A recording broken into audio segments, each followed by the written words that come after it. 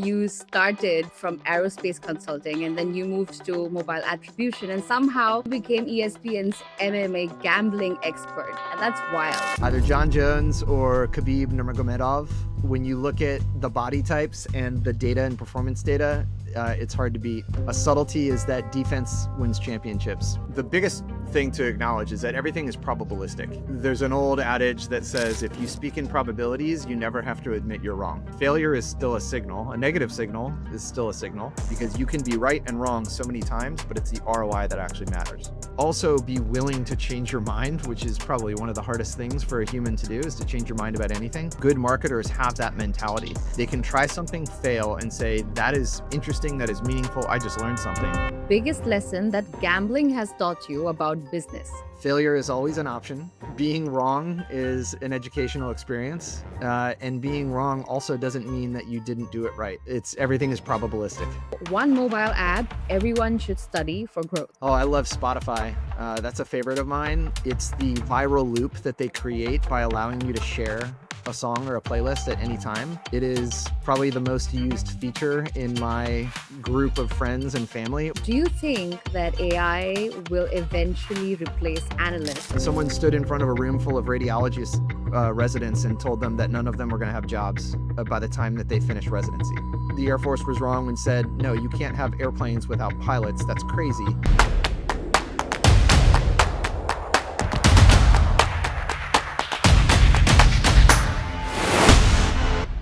Welcome to another episode of Tech Unplugged. Today we have Reed Kuhn, Head of Business Strategy at Branch, a televised UFC gambling expert and author of Fightnomics. Reed works closely with some of the world's leading apps, helping them make sense of mobile attribution, user journeys, and data-driven growth. In this episode, we'll talk about what actually drives app performance, the mistakes teams still make, and how to build smarter growth strategies in a competitive mobile landscape.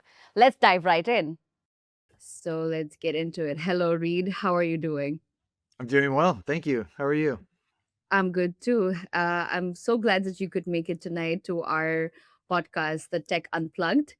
And before we get started, I would like to say that your career path has been one of the more unusual ones that I've come across.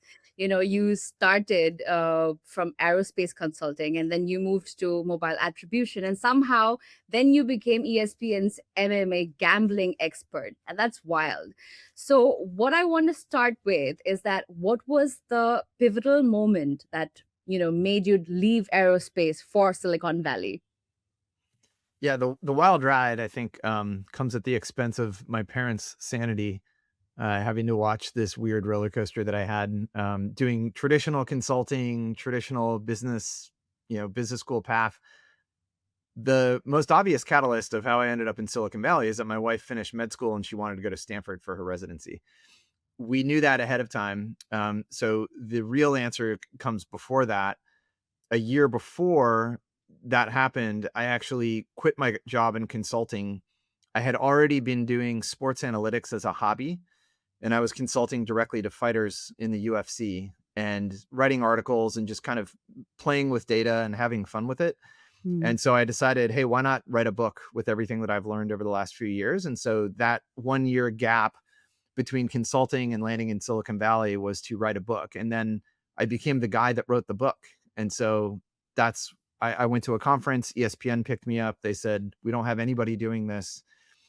This is a growing sport. And, sports analytics obviously has seen a massive increase in adoption over the last decade. So everything just kind of came together in the timing. And so How long I ago still was do that as a hobby, but I am obviously invested in Branch as my day job. right? I was asking how long was that you made the shift? How long ago was that? Oh, that was just over 10 years ago. So the book came out just about 2014, technically like December. We tried to get it to market sooner for the holidays and didn't quite make it. But yeah, that was a little over 10 years ago. And I've been mostly focused on the gambling side, Mhm. which I just see as more of an intellectual challenge and a fun thing to do, is to go head to head in math contests with casinos. I Great. don't think they like me, but it's a fair game. I think that's amazing because what you just described, they are wildly different industries, right? But you have brought your expertise with the data and numbers all together, and you've built this amazing concoction, I would say.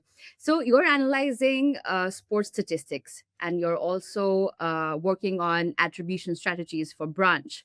So how do those analytical frameworks, actually translate between predicting fight outcomes and also predicting app user behavior?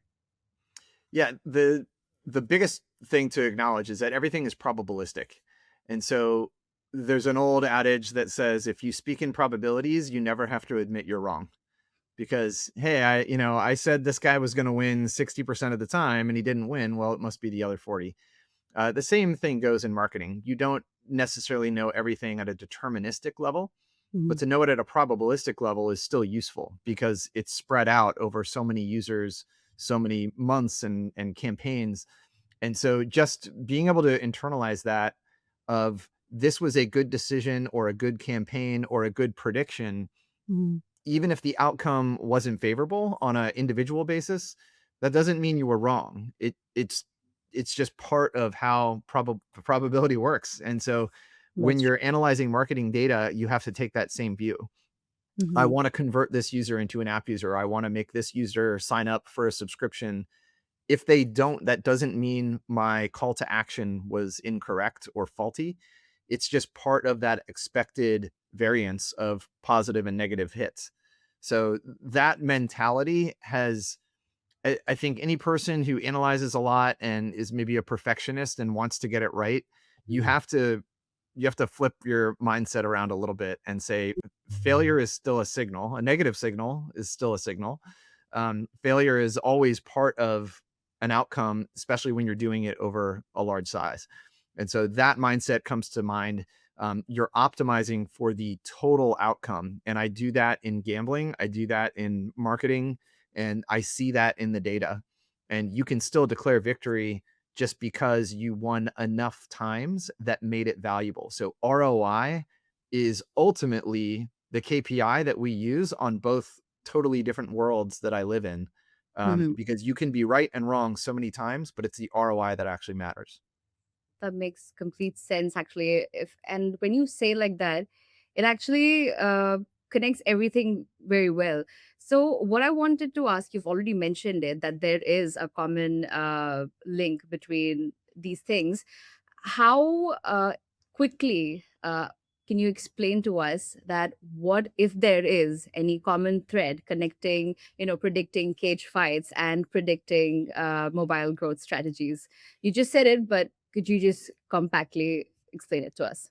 Yeah, fundamentally, as a trained consultant, you're trained to come into something you don't know anything about and try to figure it out. And so you understand the forces at work. What are the factors that have the biggest impact? You're doing the same thing in marketing. When you're Mhm. looking at user behavior, you have tons of different signals. You're trying to figure out which ones are the meaningful ones. And the same thing is done in sports analytics. You build a model that weights certain things much more than other things. And some of it is noise. um, some of it might be contradictory to your own biases. You might think something, but the data simply doesn't back it up. It might teach you that you were wrong, and you have to change that in order to be successful. All of these things are just fundamentals to good data analysis and systems thinking. And so in marketing, you really have to sift through all that noise and also be willing to change your mind, which is probably one of the hardest things for a human to do, is to change your mind about anything. But if you can do that, then you can move quickly, you can test, you can learn, and you can iterate. And good marketers have that mentality.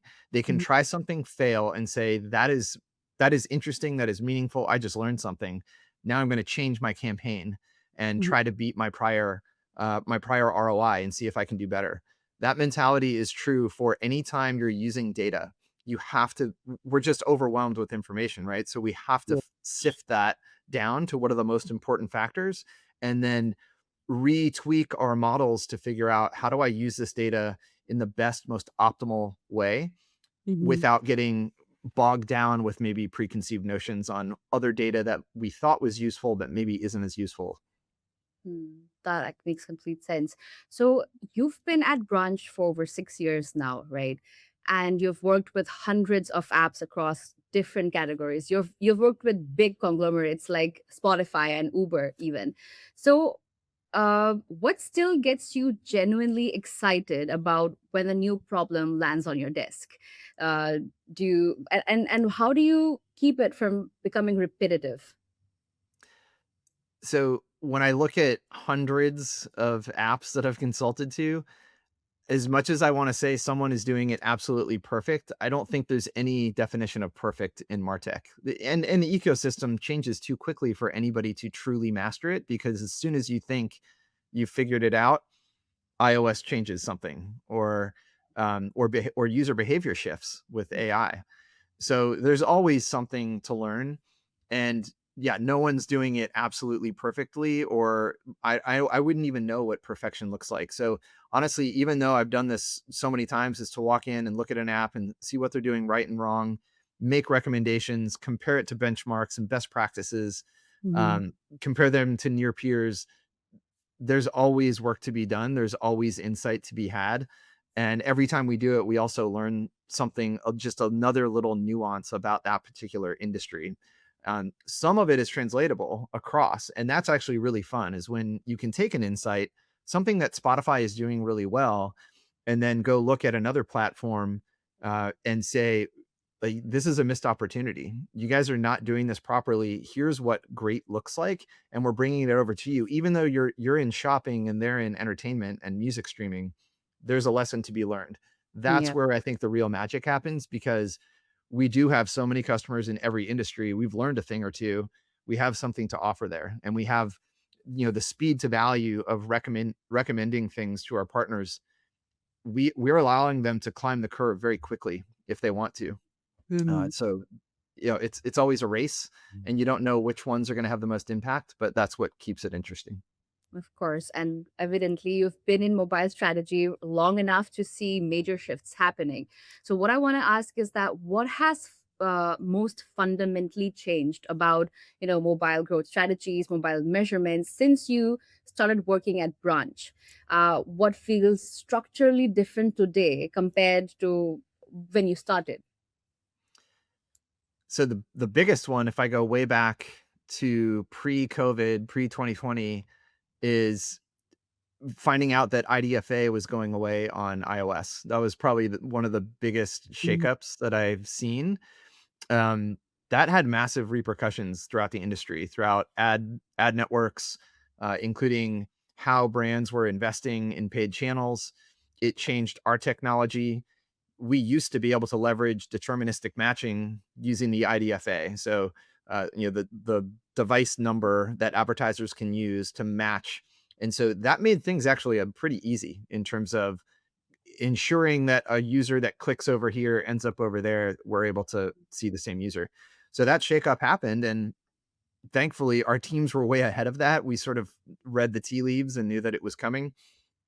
So much so that I think one of our employees was actually in the credits for one of the iOS releases from Apple. So we were deep in the weeds, and that's our problem to solve. That's exactly why people hire us, is to figure this out. And it's going to change again. And with every new OS update, it could change again. Also, new laws, GDPR. There's Yeah. security, there's privacy, then there's the attribution itself, the mechanics of it.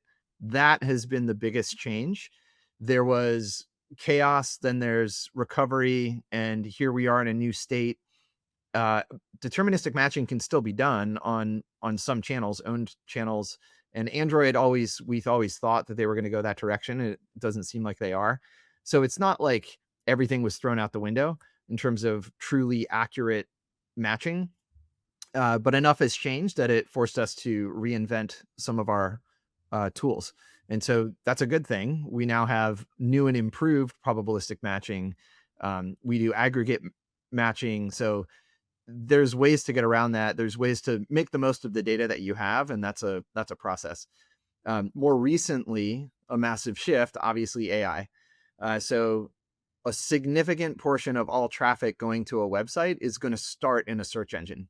Right. Even when you know that brand very intimately and familiar, you will still type it into a search engine just to link to that Yeah. website. My bank, Wells Fargo, Wells Fargo login. I'll end up on their website. That's a huge source of traffic. Hmm. First of all, we also started attributing that traffic and deep linking with that traffic. Lately, we are also now attributing when that traffic isn't just Google search engine, it might be ChatGPT or Perplexity. And so if you're trying to figure out shopping, a recommendation for a pair of shoes, you might start in a chatbot trying to just filter down to what you want. And now we're linking that traffic and attributing that traffic. That will be an increasing shift. We just started doing this, and I haven't even gotten into the numbers yet. And I'm excited to get a benchmark because people are going to ask me what share of our traffic is coming from AI bots instead Yeah. of search engine, and that is going to change probably on a monthly basis, even weekly basis with Mhm. adoption. So that's something we're going to start tracking with our customers, show them where to find that data, how to look at the dashboard and see those shifts, because their job on their end is to now optimize their website and their links to harness that traffic in the best possible way. Just the Mhm. same way we once did with SEO. Now it's a new frontier, and there's going to be a migration of traffic, and it's going to be somewhat vertical dependent. Some industries are going to see a faster shift than others. But that's, if you don't do it, you're just opening up an increasingly large blind spot that's only going to get bigger. So those are the two biggest shifts, one going all the way back to when I first got in the space, and one that is very much real time happening now. Of course. So we will come back to the big buzzword AI, of course. But, and I completely agree with the things that you've mentioned, the shifts. And you also mentioned GDPR laws changing everywhere. And of course, given that the digital and mobile landscape is ever so evolving, it's not a surprise. But with that, what's also evolving is the conversation around how mobile data, is collected, used, and how user behavior is being studied. So, what I want to ask you is how much do companies actually know about what you're doing on your phone? And should people be worried about this? um, I can only speculate on the second question. I don't think we need to be worried. Um, on the other hand, it's somewhat disappointing sometimes when I look at a company and we ask questions about, what is your conversion rate here, and how do users retain, and what is the LTV? And I would say more often than not, we're unable to answer that question accurately, at least at first. We have to work side by side and get there, because Mhm. that's a really important thing to understand when you're trying to optimize your entire platform, is just what is the fundamental unit of success for our business? What is a user worth? How do I make that better? How do I sell more or keep them longer as a subscriber, or as a customer in general? Mhm. So understanding those basics, I would say, is a constant uphill battle, because the data is everywhere. Everybody's sifting through noise. Signals can get mixed. And I've seen it break every which way it can. And there's probably infinitely more ways for it to break. When you get it right, it's a rare thing, but it's awesome. Then you really can say with confidence, great, we're going to make this decision. We're going to prioritize this channel. We're going to change this call to action. And you can see the change. So they know less than we would hope, in terms of, if you were the business owner, you would want to know more.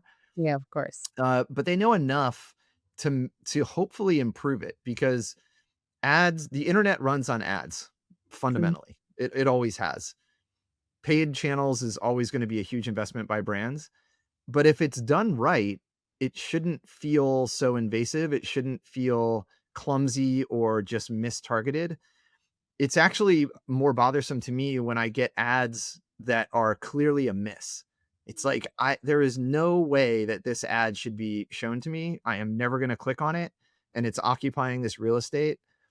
Or it's something that's just kind of lazy marketing, which is, I was on a website, I actually did buy the thing, and Mhm. yet they are still paying to advertise that same thing to me.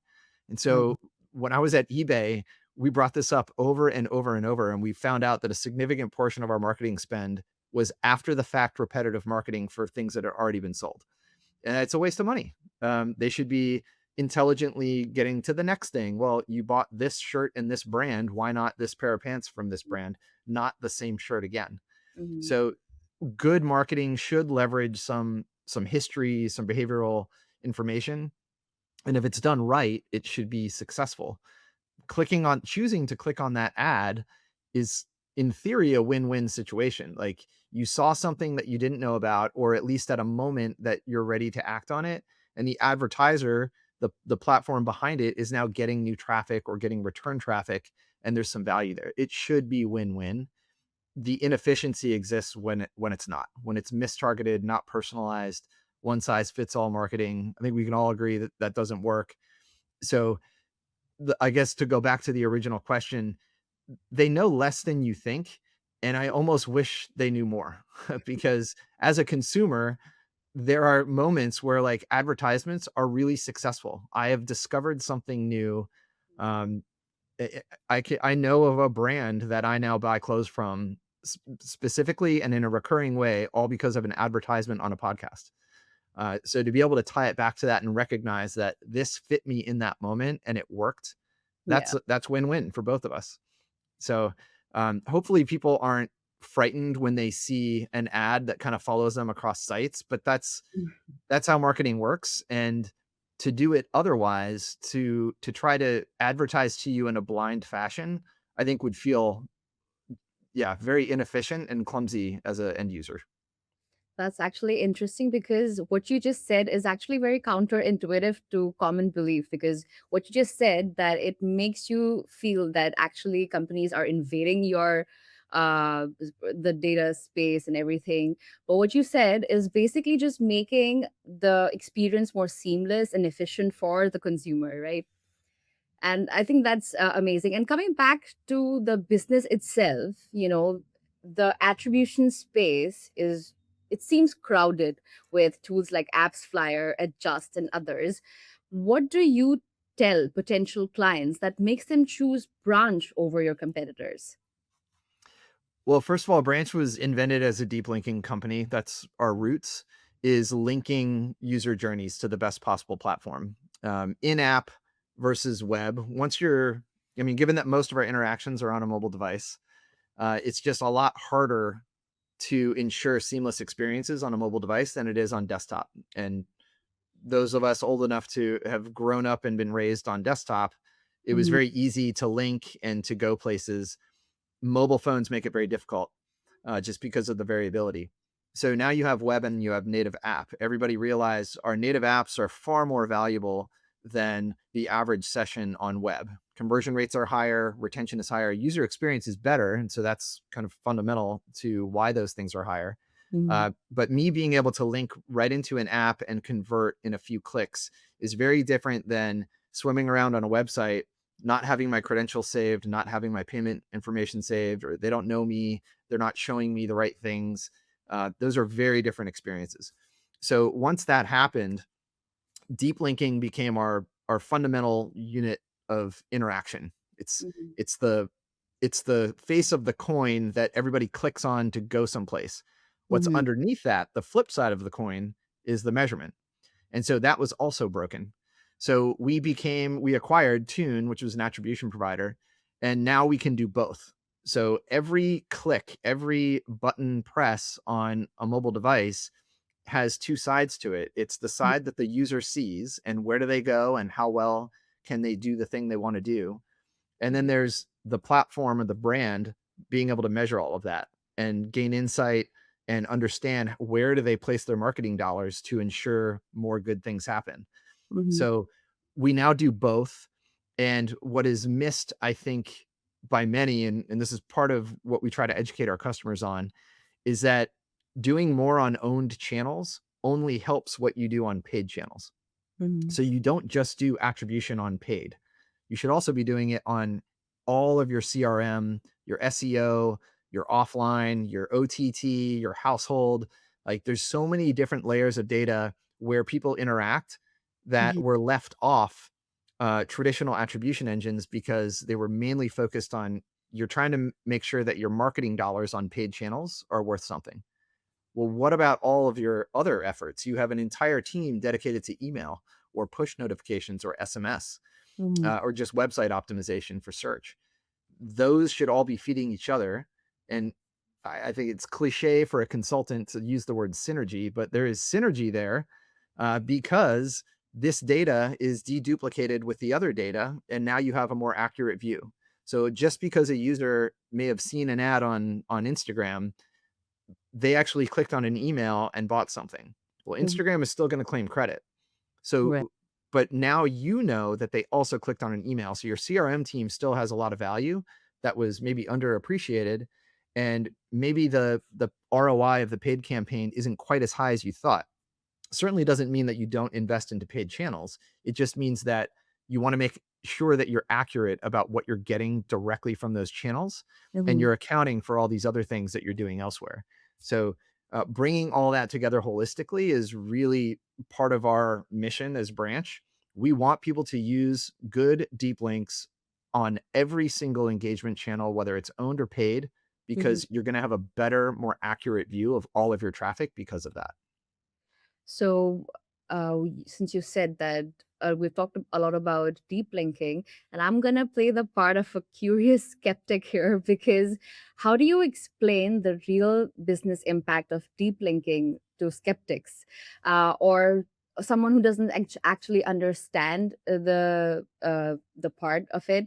And realistically speaking, what conversion lift should companies expect from deep linking? Yeah, good question. Ultimately, the benchmarks will be kind of vertical specific, and we do have some of that, and we work with our customers and within the context of their business. But if you just really abstract it, one story we describe, we always use shopping for shoes. I'm not sure why we always talk about shopping for shoes. It's just like an everyday thing. Uh-huh. So you're shopping for shoes. There's one scenario where someone says, you could get shoes at this department store. I'm pretty sure they have what you want. Mhm. Go there, figure it out. Okay, your success rate, you may or may not take that. There's a lot of steps between going there and shopping and finding it and paying for it and everything else. It's a lot of steps. There's another one that says, "Oh, you want shoes? Tell me what you want." That's the one you want. Great. It's waiting for you at the department store. It's already paid for just because you said that you wanted it. It's already been selected, it's paid for, and we know your tastes, so we already picked this one for you. Right. Very different experience, very different success rate. And the conversion rate, like, did the person actually get to do what they wanted to do, is very, very high. So that's Right. a very abstract story, but this happened just over the holidays. My nephew sent me a link and said, "I want this on Amazon. It's a phone case." Mhm. And I clicked on it, and it took me to mobile web. I was not logged in, and once I did log in, I didn't land on the phone case. And by the way, if like, good luck finding that again on the Amazon Marketplace, because it is literally the endless aisle. I mean, that's what they're known for. So good luck finding it. There's so many different things, even with the same search terms. Versus, uh, someone shares a song or a playlist on Spotify, and it opened the app and it took me directly to that playlist and it just started playing. Mhm. Yeah. Totally different user experience, and the success rate of me being able to find that thing to buy and actually buying it versus playing the playlist, one click versus lots of clicks, frustration, and then I just quit. And I said, "You know what? When I'm on a desktop computer, I'll email myself the link and I'll buy it on a desktop." So Mhm. the abandonment rate is very high when you have lack of deep linking. Any user would prefer to be in an app if they have the app. Any brand would prefer you to be in the app because conversion rates are so much higher. It's just Mhm. so much easier to do the fundamental thing that they want you to do on that platform, whether it's play music or buy something. It's just that much easier. So those success rates, those conversion rates lead to better retention, better NPS, higher LTV. And so deep linking unlocks all of that from a user experience. Mhm. And again, let's not forget all the data that they now have. Even though you went from email or a QR code into an app, we can still measure what happened after the fact. We're not just saying, okay, at least they clicked on it. I hope they bought, or I hope they did the thing. No, we can actually prove it. We can measure it down funnel, even though the user switched platforms. That's actually your way of saying that you can cut the clutter and take away the frustration of the customer so that they actually end up buying it, right? And there's no doubt that deep linking, in fact, does its job. But on the other hand, like you've said, why do some app links work perfectly, while others they just dump you on random pages, like you said for Amazon? Why what's the one thing that companies are just doing wrong? So deep linking sounds very simple, but it is still hard. It's and it takes some work to maintain. And let's not forget, I talked to one customer that used some off the shelf Apple universal links, and Hmm. they built this whole system for it for their email outbounding. iOS did an update and everything broke. Hmm. Not only were they not going to the app, they weren't even going to the web anymore. So all the links were broken, like complete disaster. And in this meeting, someone said, "Well, how fast for you to fix it Hmm. with universal links?" And they said, "Our sprints are full for the next 6 months. So this is just going to be broken for the next 6 months if we don't reprioritize things." So I know that it's hard. I mean, that was a team of engineers giving it their best shot. I guess there's a difference between using, best in class tools, professional grade tools like Branch for deep linking. Hmm. We have a room full of people that are a year ahead of what's coming from iOS or Android in terms of how the technology is changing. How do we Hmm. ensure that our core platform is still working, and also exploring edge cases. So we actually used to track all the different variations of this phone type, this browser, this iOS. Will the link work? And so there's actually test beds that do that. So you can even get third party vendors to test this for you, where they have all the different types of phones, and then they see if the link worked. Did it open the app? Did it take you where you're going? Did the attribution break? There's just so much diversity on the mobile phone. And that my previous comment is that doing this on a browser on your desktop is pretty easy. You click something, it maybe adds a parameter and you can see it in the web bar, and you keep going. And it's very easy to do that. On a mobile device, it's very difficult. And you might be going from browser into app or vice versa, or even back and forth, or even one app into another app. That's one of my favorite use cases, is cross app deep linking. So Hmm. it's harder than you think. I know that there's off the shelf tools, but if you want, like, if you're an enterprise grade brand, you should be using enterprise grade tools. So that's what I feel strongly about. Because in any other walk of life, I want to get a car that takes me to and from work. I mean, sure, you could build one. You could use other tools. You could find something cheaper, but wouldn't you feel safer uh, getting a car built by an expert? Yeah, I understand that. And you've talked about how and other systems keep changing their rules and systems. But before we get into that, I just wanted to ask that you've worked with startups, you've worked with enterprises and big conglomerates, different industries, basically. So, do different sectors require fundamentally different mobile growth strategies, or are there, similar problems that keep cropping up regardless of the industry? Yeah, everything is vertical specific for me. We made that shift years ago, just realizing, first of all, a bank doesn't want to see a whole bunch of use cases for retail. It's just fundamentally different. You don't purchase things every day when you're in your banking app. I mean, from the bank itself, maybe you're opening an account, but then you're just accessing information. So Hmm. for an industry where the app plays more of a user interface role, it could actually be reducing the cost to serve that customer. You might have less problems. You're going to call the call center fewer times because you have all this information in front of you. Hmm. Optimizing that platform is very different from a retailer or even a fast food chain that's selling something in the app each and every time. Like, you go into the app with the objective of buying something. Totally different. So whether it's a supporting role, something I call companion apps, it's, having your power company app on your phone. The only time I open that is when the power goes out. Okay. So there's a thunderstorm. I want to see when the power is coming back on, so I know if I need to take the kids to dinner or, wait this out. Hmm. That's a very rare instance, but because I have that, I no longer have to call the power company. And Hmm. so that saves them money. So that's just a fundamentally different objective with what role the app plays for them. Hmm. So that's why I take the vertical specific lens to everything. And even within industries, they might have slightly different marketing tactics. Also, geography.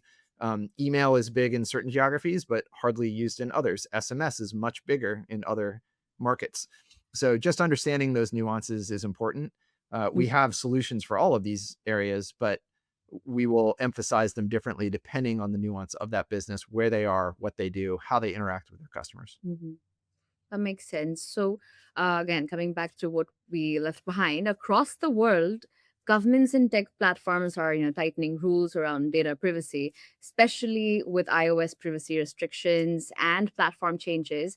How confident should marketers actually be in their attribution data right now in this scenario?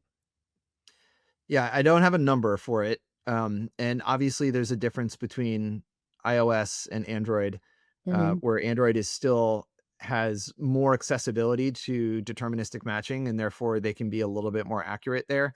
Um, I work with customers all over the world. In the US, we are highly iOS centric.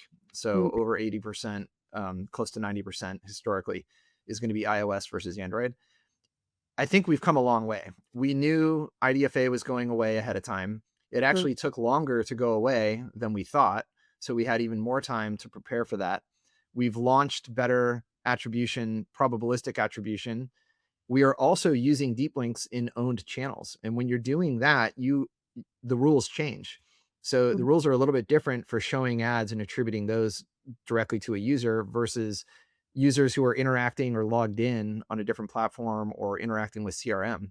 So that unlocks better data. And so I think where we've landed is, yes, it got more difficult, but we're actually doing a pretty good job of making the most of what we have. Mm-hmm. Again, that kind of depends on, are you leveraging best practices? And so that's a continual education that we do with our partners is you got to use deep links everywhere you can, just to reduce those blind spots. Yeah. Deduplicate that data, but also leverage, probabilistic aggregate matching on paid channels.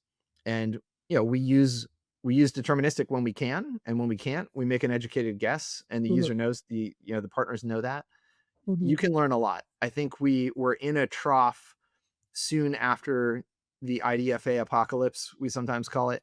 After it all went away and everything shook up, we've come a long way. We're out of that, I think, at this point, because now we're more concerned with what's the shift to AI and can we attribute that, which the good news is we can. Yeah, so we'll come back to that. But before that, let's talk about the painful learning curve. So, from your vantage point, what's one mobile attribution error you see companies that they keep making repeatedly over and over again? Something that makes you cringe or even worry because you know that it's costing them a lot of money. Yeah, the biggest problem, and I traditionally see this with legacy brands that have been around a long time, brands that predate the internet, Mm-hmm. is a good delineation. So they still are built for a world before the internet existed. Mm-hmm. And even now with the internet and e-commerce, like for retailers, department stores that have been around 100 years, they still have a web versus app mentality. And Mm-hmm. if the minority share of your traffic is in the app, that group usually gets less resources and less power in decision making. Mm-hmm. Versus on mobile web or web in general, desktop included, um, there's almost like competing priorities. And that's, I think, the most frustrating thing. We actually had a great success story piloting a migration of users from web into app. We Mm-hmm. were seeing a ton of downloads. It was great, good for the users, good for the brand, higher LTV for these users. And the Mm-hmm. guy made the comment, my web team is really mad because I think we're stealing a lot of their best users. And I thought, wait a minute, you guys have the same stock price. Why Mm-hmm. would someone be mad about that? You already told me these users are now worth more. This is a success. But a much larger team pulled some strings and they got rid of that entire campaign. I Mm-hmm. know how much money they lost that year because of that. So does probably the person I was talking to, unfortunately. But having come from retail, it hit a little closer to home because I remember those battles that we had between teams fighting over resources and who had more power, because usually it was driven by who had more traffic. And that's the wrong way to look at it. You have to be able to zoom out, look at it holistically and say, we would be better off if we did migrate some of these users over. And this would be win-win for the users and for us. We can't look at things in a siloed way because that's not how the business reports to the street. Yeah, I guess I hope they learned from that experience because you just mentioned that you know how much money they lost. And I'm going to ask you exactly that. What's the most money you've seen a company waste on mobile ads due to wrong tracking? I'm not sure if it would be due necessarily to attribution. I don't have, because ultimately that's a question of, had we placed our bets better, would we have made more? Where it's a little too abstracted necessarily. But in terms of just missed opportunities of transitioning between app and web, that's more easily quantified, versus, had we invested another million into this campaign, would we have generated more if ROI was high enough? Uh, we have looked at companies that had a gap in their migration strategy, and it has commonly been in the tens of millions of dollars in annual GMV, or revenue from sales. So obviously the actual bottom line impact would be a subset of that. Uh, but that's substantial, and I think the biggest number was in the hundreds of millions, that per year opportunity, and the opportunity was not being taken. So it's more of the cost of inaction, which Yeah. unfortunately in business is easier to commit, because it's easy to say no and play it safe, and Mhm. no one will get mad. But a year later, when you look back and you think, would it This be might. helpful to have another 50 million on our bottom line? You know, then you rethink things. So again, I've been on both sides of this. I've been with the brand debating whether or not this move is worth the investment. And then I've Mhm. been on the flip side of looking at the numbers and just saying, guys, why aren't you jumping on this? And Mm. and obviously many do jump on those opportunities, and those are the wins, and that's what keeps me coming back. Right. So, Reed, what patterns consistently separate these high growth apps from those that plateau? Experimentation, I think, is a big one. Mm.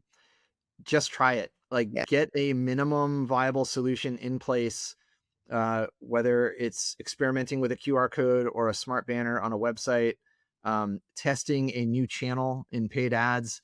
So a lot of customers will just play on the self-attributing networks, the big ones, Meta, Google, because it's safe. There's less fraud there. It's much more automated for you. It's just easier to do. But market efficiency dictates that that will be the most expensive place to pay. You will Mhm. have the lowest ROI on those platforms. Now, it might be scalable in a way that it's still value accretive, but you're also missing out on all these smaller networks because you're not using like a partner like us that can help block fraud, and help attribute and Mhm. deduplicate data, so you're not overpaying on non-self-attributing networks. So Right. that's usually a missed opportunity, is just get out of your comfort zone a little bit, be Mhm. willing to experiment, whether it's on paid or owned channels, cover all the engagement channels. Everybody knows a bunch of people are showing up just because they Googled your name and landed on your webpage. Well, why Mhm. aren't you attributing that? Some Right. portion of those people are already your customer. So Mhm. why aren't you treating them properly by deep linking them into the app? Mhm. So it's really a play on all fronts thing, but everybody's mix of CRM emphasis and density, as well as on paid channels, is going to be different. And the only way to figure out what's going to work for you is to experiment. Right. So leverage big platforms like ours to try to do that faster. Test, learn, use a champion challenger approach. Hey, this is our baseline. This is what we're getting right now. Mhm. Let's try some new things. And if it Mhm. works, great. If it doesn't, at least we learned something. Right. But you have to be willing to take those risks. Mm. So you did say that you've been on both sides of the coin. You've been on the brand side and on uh, the ones providing the service. So do you think that there is a degree of, or to what extent can you actually experiment with these things? I think the bigger the company, the harder it is, unfortunately. And that's just the reality of having a huge team with lots of competing voices. Yeah. Um, it's harder to move quickly, move fast, break things. I don't know if I want to use that, but It's just harder to try things out. And Mhm. if you want to do something that in theory pulls either resources or users or revenue from one group into another, the little fiefdoms are going to compete with each other. So big companies have that problem. Smaller Mhm. companies or mid-level companies that either are still moving fast because they're small and nimble, or are medium-sized and at least they have a critical mass where they can start taking risk. Mhm. Those are usually the ones that really succeed. And I have seen that. It just the life cycle of getting a new use case up and running or a Mhm. new experiment launched is simply longer with a big company. Right. The impact could still be huge. Obviously, they have to be risk averse because they're already at scale and they need to be careful about what they do. I totally get that. Mhm. But I think people forget you can always carve out a very small experiment. So, in our dashboard, you can create an experiment where instead of a 50-50 A/B test, you could do a 99.1% Yeah. A/B test where 99 is the control. You could carve out just a tiny bit of your traffic to try something out and see what happens, and then scale it up from there, assuming nothing breaks and assuming it's positive result. So that's a mentality I think that smaller companies have Mhm. that larger companies are just a little too risk averse. Right. So there's just more work to be done in building a business case, and technically that's what my team does as the Mm. consultants, is that we build a business case and we say, here's what we think it's going to be worth. Here's how you go capture that opportunity. Here's our playbook. We've got Mhm. all the secret plays that we've figured out over all these years of what works and what doesn't. And again, one of my favorite things is being able to show what worked for one business in a completely different industry and Mhm. saying this worked. And Yep. and sometimes you'll hear that. You ask a company, what are your peers? Who do you look at as a great player that you want to emulate? The smartest ones will tell you answers of brands that are not in the same industry. They're not Right. just looking at their top competitor. They're trying to emulate a best in class platform. And so that's the fun part. Um, the Spotify's, the Netflixes, the big brands, the Ubers, the ones that are on almost everybody's phone, Mhm. that's the one you should be trying to figure out what are they doing right, Right. even if you're just a bank, just a bank. You got tons of money, tons of users, but you're not exactly out there, figuring out the best cutting edge solution. So there's always something to learn. Right. All right, Reed, we will be talking about a little bit about the future because when you think about the next few years, how do you see mobile attribution evolving? Is it heading towards more sophisticated tools or just simpler privacy focused approaches? The biggest shift right now is traffic coming from AI. Right. So that is a user behavior change. It's a rise of new platforms. It's changing the everyday interface of us and how we interact with brands. Mm-hmm. It used to almost always be the search engine, which is how we got there for the first time. Mm-hmm. And then once we're repeating, you're either bookmarking it, you know where to go, or you download the app. And then you go directly. Mm-hmm. So we now have a new interface rather than just a search engine, which is the AI bot. So those LLMs, whichever one you use, we're starting to interact more and more in terms of discovery. Because search was all about discovery. How do you discover a new brand? You heard a brand or you're trying to figure it out and it's surfacing results to you and then you follow that path. AI is doing the exact same thing. It's trying to do it a little bit better and with more targeting and more history with your own interactions. It's using all of that to give you a better recommendation and also verbalizing it better. But ultimately it's going to be a link. If you actually want to buy that thing, for now anyway, it's going to be a link. Now, we may one day convert directly in the AI platform. Right. You're shopping for shoes, you figure out which ones you want to get, you tell it the size, and you say, take care of that for me, Mm-hmm. expedited shipping. That will be true agentic AI. I don't think we're truly there yet in terms of the everyday experience. There are scenarios that are there, but right now, AI is still the interface with us and the brand. And eventually, we're still going to end up on the brand's platform to Mm-hmm. convert or do the thing, or stream the music or whatever it is. So that's one shift that we're in the middle of, and it still hasn't fully played out yet. Mm-hmm. It But could eventually. yeah, exactly, how far do you think that time is that starts happening? So the pushback you'll hear from someone like Amazon is that we have our own search engine. We know who the user is. We want them interacting on our platform, and therefore we will use our own AI interface on Amazon or within Amazon to give Mhm. you those recommendations. Don't go to another platform and then try to pull information back and forth. We want to own you. We want to keep you on our website so that you don't also get a recommendation from Walmart or eBay. So Mhm. that's the risk of allowing people to sit over there. So on one hand, there's going to be pushback. We don't want to give you all this information. We want people to come to our platform and keep them here, like a walled garden. Yeah. On the other hand, someone's going to say, yes, have at it. Here's our inventory. If someone's searching for something, access it, show them the price. These are net new users that we might not have otherwise gotten. And once Mhm. one player does it, they're all going to fall in line eventually.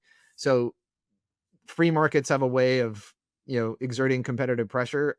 As much as you might want to control that audience, I think eventually it gets dispersed. It goes upstream. So users will still originate, and they're going to have more and more access to look into the inventories and shop around from Mhm. their AI bot.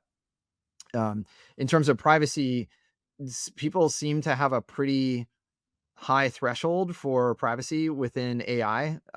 There's lots of different articles about the questions people are asking AI and how personal it gets, even just who you are as a person and giving recommendations that are tailored to you or to your style. Yeah. So it seems like people are pretty comfortable with that. And so that's also an evolution of just our behavior and how we interact with the machine, is that it's an example of I'm willing to allow you to invade my privacy because in theory I'm getting much more accurate information and better recommendations. Mhm. So that's another trend that I think will only continue. Um, and yeah, middle step is going to be ads. We're going to Mhm. start seeing paid placements in AI, Right. whether it starts with simple like affiliate links, they start monetizing a recommendation they already would give, Mhm. or eventually they start promoting certain listings above others because someone is paying for that. That is exactly how search engines evolved. Google exists because of that. That's how they monetized all that traffic. It's going to happen in AI as well. That'll Mhm. probably be the middle ground before they completely start going agentic. And even then, they may be getting a bit of a finder's fee, an affiliate fee for converting those. So that's probably part of the future business model. Mhm. As an end user, I think again, it's probably win-win. If it makes our lives easier, people will do it. And who gets a piece of the pie on the other side, that's their problem. Now it's part of our customers' problem, so we'll be working on that. But as Right. an end user, it might be less visible. So others will be trying to enable that as efficiently as possible, and there will be a shakeout in terms of who gets what. Right. So I just wanted to ask that since we're talking about AI and we'll have to wait and watch how that plays out in the future. But do you think that AI will eventually replace analysts like you, or are humans still better at spotting patterns that computers just might miss? Good question. I can only speculate, Yeah. but history does provide some examples. I think I remember it was 12 years ago. Someone someone stood in front of a room full of radiologist residents and told them that none of them were going to have jobs by the time that they finished residency. That prediction did not pan out. This is a pretty high profile person. It was a bold claim saying, you started training and in 6 years, by the time you're done with residency, your job won't exist. They were Hmm. wrong. The same way the Air Force was wrong when said, no, you can't have airplanes without pilots. That's crazy. Well, we have those, but who has gotten onto an airplane without a pilot? That doesn't happen either. We still have a pilot and a co-pilot and a crew. No one is comfortable with really important things not having a human in the loop, whether it's doing your taxes or flying on an airplane. You can create a lot of software to make it easier, Yeah. but all that happens is that you generally move the easy low hanging fruit down into the automation, and then Mm. the human is able to do more with less, or they're just focusing on the higher complex problems and the higher order thinking. That pattern has played out over and over and over again. So whether it's an analyst like me, I mean, I use spreadsheets and my life is a lot easier maybe with AI, I can just do more faster for sure. And maybe even packaging those outputs that can speed me up. It's more of an efficiency changer than anything else.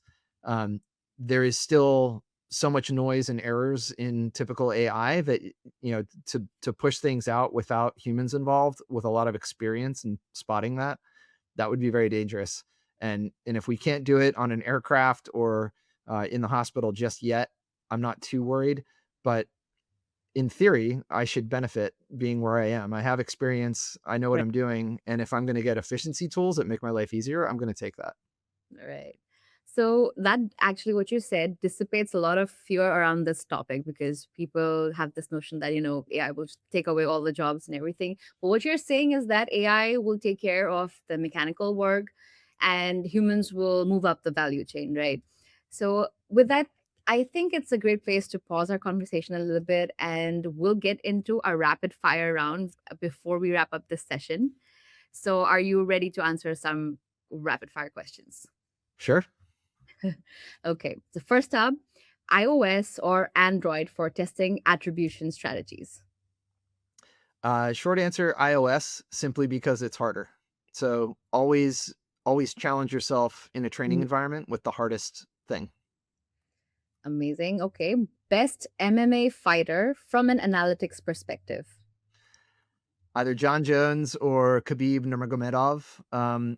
When you look at the body types and the data and performance data, it's hard to beat. And a subtlety is that defense wins championships. Everybody focuses on the offense.